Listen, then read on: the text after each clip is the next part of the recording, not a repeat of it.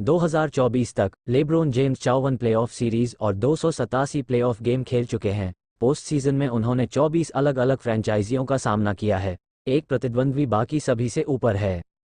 Boston Celtics. हमें LeBron की कोई परवाह नहीं थी, हमें लेब्रॉन से डर नहीं था और हमें नहीं लगता था कि वह हम सभी पांचों को हरा सकता है।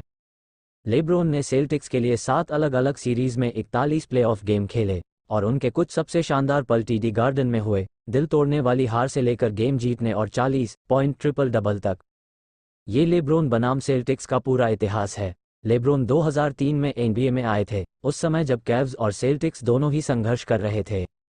क्लीवलैंड जेम्स के पहले 2 सीजन में प्लेऑफ से चूक गया, जबकि पॉल पियर्स और सेल्टिक्स केवल 2 पहले दौर के प्लेऑफ से बाहर होने में सफल रहे। लेकिन प्लेऑफ में टकराव न होने के बावजूद पियर्स और लेब्रोन ने तुरंत एक दूसरे के प्रति अरुचि पैदा कर ली। पियर्स को ईस्टर्न कॉन्फ्रेंस में एक प्रमुख स्मॉल फॉरवर्ड माना जाता था और वह युवा लेब्रोन को एक खतरा मानते थे। उन्हें चुने गए खिलाड़ी को मिलने वाली मीडिया की सभी चर्चाएं पसंद नहीं थी।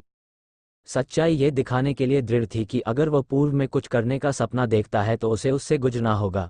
और बोस्टन में पियर्स के खिलाफ अपने पहले गेम में लेब्रोन ने पॉल के 19 के मुकाबले सिर्फ 10 अंक बनाए। जब सेल्टिक्स क्लीवलैंड में आए तो लेब्रोन ने 37 रन बनाए, जो उस समय उनके करियर का उच्चतम स्कोर था। हालांकि पियर्स ने खुद 41 रन बनाकर उसे पछाड़ दिया, जिसमें ओटिस कार्टर, मेवरिक कार्टर के पिता और जेम्स को चाचा मानने वाले व्यक्ति के बारे में कुछ अपशब्द भी शामिल थे। पियर्स ने लेब्रॉन से कहा, उसे चुप रहने को कहो, नहीं तो मैं तुम्हें 50 पाउंड दूंगा। 2004 के प्रीसीजन के दौरान लेब्रॉन के दूसरे वर्ष के अभियान से पहले पियर्स और जेम्स के बीच कोर्ट पर भिड़ंत के बाद लॉकर रूम में लगभग लड़ाई हो गई थी और वे हर मौके पर एक दूसरे के खिलाफ बेहद कठिन खेलते रहे। 2006 में पियर्स ने लेब्रोन पर डबल ओवरटाइम गेम में 50 रन बनाए, जो लैरी बर्ड के बाद अर्धशतक बनाने वाले पहले सेल्टिक बन गए। हालांकि जेम्स ने 43 रन बनाए और जीत हासिल की। फिर आखिरकार 2008 में हमें लेब्रोन और सेल्टिक्स के बीच लंबे समय से प्रतीक्षित प्लेऑफ मैचअप मिला, जिसमें उनके नए बिग 3 शामिल थे। यह एक कठिन, पुराने स्कूल की सीरीज थी जिसमें बहुत सारे कठिन फाउल और सीमित स्कोरिंग थी। पहले 4 मुकाबलों में दोनों टीमों ने अपने घरेलू मैदान का बचाव किया और किसी भी खिलाड़ी ने एक गेम में 28 से ज्यादा अंक नहीं बनाए। लेब्रोन ने निर्णायक गेम 5 में 35 अंक बनाए और फिर भी यह अभी भी पर्याप्त नहीं था, क्योंकि पियर्स ने 29 अंक बनाए और बोस्टन ने 3-2 से सीरीज की बढ़त ले ली। फिर जेम्स ने गेम 7 को मजबूर किया, गेम 6 में शानदार प्रदर्शन करते हुए 32 अंक और 12 रिबाउंड के साथ, और ये दशक के सबसे शानदार खेलों में से एक की प्रस्तावना थी। बोस्टन में गेम 7 में पियर्स और लेब्रोन ने पूरे गेम में बकेट का आदान प्रदान किया और जेम्स ने 45 अंक बनाए, जो क्लीवलैंड के सभी अंकों का लगभग आधा था। लेकिन पियर्स ने अपने 41 अंक बनाए और सेल्टिक्स ने जीत हासिल की, जो बाद में चैंपियनशिप के साथ समाप्त हुई। 2010 में सेल्टिक्स और कैव्स फिर से पूर्वी सेमीफाइनल में मिले और इस बार कोच डॉक रिवर्स नहीं चाहते थे कि लेब्रोन छोटे डिफेंडरों को परेशान करें। उन्होंने बड़ी चतुराई से पियर्स को लेब्रॉन के मुख्य डिफेंडर के रूप में नियुक्त किया। और भले ही पियर्स ने लेब्रॉन के 27 के मुकाबले केवल 13 अंक ही बनाए, लेकिन सेल्टिक्स और उनके बिग 3 जेम्स के सहायक कलाकारों के लिए बहुत मजबूत थे। निर्णायक गेम 6 में जेम्स के 2-7-1-9-1-0 के शानदार ट्रिपल डबल के बावजूद कैव्स ने केवल 85 अंक जुटाए और सेल्टिक्स ने लेब्रॉन को प्लेऑफ से बाहर कर दिया। फिर से और मैदान से बाहर निकलते समय निराश लेब्रोन का अपनी जर्सी उतारना इस बात का संकेत था कि आगे क्या होने वाला है। हीट के सदस्य के रूप में अपनी पहली प्लेऑफ सीरीज में बास्केटबॉल के देवता लेब्रोन को एक बार फिर बोस्टन ले गए, लेकिन इस बार वैड और बोश के साथ किंग को आखिरकार वह मदद मिली जिसकी उसे जरूरत थी और हीट ने सेल्टिक्स को 5 गेम में हरा दिया। ऐसा लग रहा था कि लेब्रोन ने आखिरकार सेल्टिक्स की पहेली को हमेशा के लिए सुलझा लिया था और पियर्स, गार्नेट और एलन उसे फिर कभी प्लेऑफ में परेशान नहीं करेंगे। हालांकि अगले ही सीजन में डलास से 2011 फाइनल हारने के बाद लेब्रोन सेल्टिक्स के खिलाफ एक और निराशाजनक प्लेऑफ हार के कगार पर था। 2012 के ईस्टर्न कॉन्फ्रेंस फाइनल में बोस्टन ने 3-2 से सीरीज की बढ़त हासिल की, जिसमें पियर्स के क्लच 3 ओवर लेब्रॉन ने गेम 5 का फैसला किया।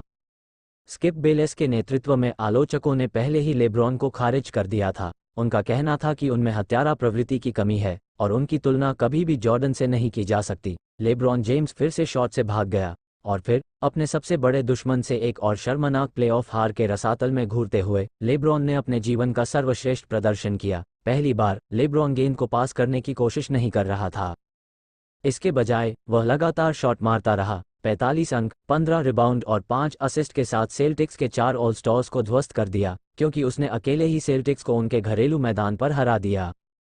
लेकिन वो अभी भी समाप्त नहीं हुआ था, क्योंकि उसने गेम 7 में 31 अंक और 12 रिबाउंड के साथ इसका अनुसरण किया और श्रृंखला को समाप्त कर दिया। लेब्रोन ने आखिरकार सभी आलोचकों को चुप करा दिया और सेल्टिक्स के बिग 3 के ताबूत में अंतिम कील ठोक दी। 2 एनबीए खिताब और 3 एनबीए फाइनल के बाद जेम्स क्लीवलैंड में चैंपियनशिप लाने के अपने सपने को पूरा करने के लिए घर लौट आया। और अपने पहले सीजन में लेब्रोन और कैव्स को बोस्टन के अपने पुराने दुश्मनों के खिलाफ एक और प्लेऑफ संघर्ष का सामना करना पड़ा। लेकिन इस बार सेल्टिक्स के पास कोई वास्तविक चैंपियनशिप आकांक्षा नहीं थी और वे केवल प्लेऑफ में जगह बनाने के लिए भाग्यशाली थे। कैव्स ने सीरीज स्वीप के साथ इसे आसान बना दिया और जेम्स ने 4 खेलों में 6 सितंबर 27 का औसत बनाया। हालांकि बिली किंग और नेट्स के व्यापार में गड़बड़ी के कारण सेल्टिक्स 2016 में जालेन ब्राउन और फिर 1 साल बाद जेसन टैटम को ड्राफ्ट करने में सक्षम थे। अपने बिग 4 के चले जाने के बावजूद बोस्टन जल्दी ही फिर से विवाद में आ गया, जिसका नेतृत्व ऑल स्टार इसाया थॉमस ने किया। 2017 में सेल्टिक्स ईस्टर्न कॉन्फ्रेंस में नंबर 1 सीड थे और ईस्ट में किंग्स के सर्वोच्च शासन को चुनौती देने के लिए कमर कस रहे थे। और जैसा कि सभी ने अनुमान लगाया था, बोस्टन और क्लीवलैंड का मुकाबला कॉन्फ्रेंस फाइनल में हुआ और इस बार सेल्टिक्स कहीं ज्यादा मुश्किल प्रतिद्वंद्वी साबित हुए। 3 गेम के बाद स्कोर 2-1 से कैव्स के पक्ष में था और बोस्टन के दर्शकों को विश्वास था कि उनकी युवा टीम एक बार फिर लेब्रोन को हरा सकती है। हालांकि जेम्स, कायरी और लव ने 2 धमाकेदार जीत और गोल्डन स्टेट के खिलाफ फाइनल में एक और यात्रा के साथ उन उम्मीदों को जल्दी ही खत्म कर दिया। 2018 में बोस्टन और क्लीवलैंड ने एक ब्लॉकबस्टर ट्रेड किया जिसने कायरी इरविंग को सेल्टिक्स में भेज दिया और इसाया थॉमस कैवेलियर बन गए। बोस्टन ने गॉर्डन हेवर्ड को साइन करके ऑफ सीजन में भी बड़ी धूम मचाई और वे अचानक क्लीवलैंड से ज्यादा मजबूत दिखने लगे। एनबीए मैचमेकर्स ने सेल्टिक्स और कैव्स को सीजन ओपनर में खेलने के लिए रखा, एक ऐसा खेल जिसे अंतिम स्कोर के लिए कभी नहीं याद किया जाएगा। लेकिन गॉर्डन हेवर्ड की क्रूर चोट के लिए हेवर्ड के सीजन से बाहर होने के बाद सेल्टिक्स की खिताब की उम्मीदें काफी कम हो गईं और फिर अप्रैल 2018 में एक और आपदा। सेल्टिक्स इरविंग के डॉक्टरों ने यहां फैसला किया है कि उनका सीजन खत्म हो गया है। सर्जरी से ठीक हुए घुटने में बैक्टीरिया के संक्रमण के बाद कायरी इरविंग को भी सीजन के लिए बाहर कर दिया गया और सेल्टिक्स की ड्रीम टीम अपने 2 सर्वश्रेष्ठ खिलाड़ियों से दूर हो गई। फिर भी वे सम्मेलन में दूसरे स्थान पर रहे और उनके युवा सितारे टैटम और ब्राउन सभी के लिए एक कठिन प्रतिद्वंद्वी साबित हुए। बोस्टन ने बक्स और सिक्सर्स को हराकर लेब्रोन के खिलाफ एक और कॉन्फ्रेंस फाइनल मैचअप सुनिश्चित किया और क्योंकि जेम्स के कार्यकाल के दौरान कैव्स पहले से भी बदतर दिख रहे थे, सेल्टिक्स के पास आखिरकार राजा को गद्दी से उतारने का एक वास्तविक मौका था। पहले 2 गेम के बाद बोस्टन ने 2-0 की बढ़त हासिल कर ली और जेम्स और उनके औसत दर्जे के सहायक कलाकारों को संयुक्त 38 अंकों से हरा दिया। लेकिन फिर कैव्स ने अपने ही धमाकेदार प्रदर्शन से जवाब दिया और गेम 4 में लेब्रोन ने टर्बो चालू किया और एक और शानदार प्रदर्शन किया, जिसमें 44 अंकों के साथ बड़ी जीत दर्ज की। हालांकि बोस्टन ने गेम 5 जीता, जिसका मतलब था कि फाइनल में जगह बनाने के लिए कैव्स को लगातार 2 जीत की जरूरत थी और गेम 6 में किंग ने शानदार प्रदर्शन किया। 2012 के गेम 6 की याद दिलाने वाले प्रदर्शन में इस बार उन्होंने 46 अंक, 11 रिबाउंड और 9 असिस्ट के साथ क्लीवलैंड को जीत दिलाई और गेम 7 के लिए मजबूर किया। लेकिन किंग की महानता के बावजूद सेल्टिक्स को आगे बढ़ने की उम्मीद थी, क्योंकि उन्होंने गेम 7 अपने घर पर खेला था, जहां उन्होंने सीरीज के पिछले 3 गेम जीते थे। खेल से पहले लेब्रोन ने फैसला किया कि वह एक भी सेकंड नहीं चूकेंगे और वह अपने वादे पर खरे उतरे। गेम 7 के पूरे 48 मिनट खेले। कोच लियू ने मुख्य रूप से अपने एकमात्र स्टार को आराम देने के लिए टाइमआउट का इस्तेमाल किया, क्योंकि अन्य खिलाड़ी कंजूस सेल्टिक्स डिफेंस के खिलाफ संघर्ष करते रहे। और अगर कोई ऐसा खेल था जिसने लेब्रोन की असली प्रतिभा, खेल की गति पर उनके शानदार नियंत्रण और शतरंज की बिसात पर सभी मोहरों को दिखाया, तो वह ये गेम 7 था। कम स्कोर वाले इस खेल में, जिसमें कोई भी टीम 90 अंकों तक नहीं पहुंची, लेब्रोन ने 35 अंक, 15 रिबाउंड और 9 असिस्ट के साथ खेल समाप्त किया, जिसका अर्थ है कि वह क्लीवलैंड के सभी अंकों के 60% से अधिक के लिए सीधे जिम्मेदार थे। सेल्टिक्स के कोच ब्रैड स्टीवंस ने कहा कि योजना जेम्स को थका देने की थी। श्रृंखला में जाने से पहले हमारा लक्ष्य उसे यथासंभव अधिक ऊर्जा लगाने के लिए प्रेरित करना था। आप जानते हैं, अधिकांश भाग के लिए मुझे लगा कि हम इसमें काफी अच्छे थे, लेकिन उसने फिर भी 35 रन बनाए। यह एक मजाक है।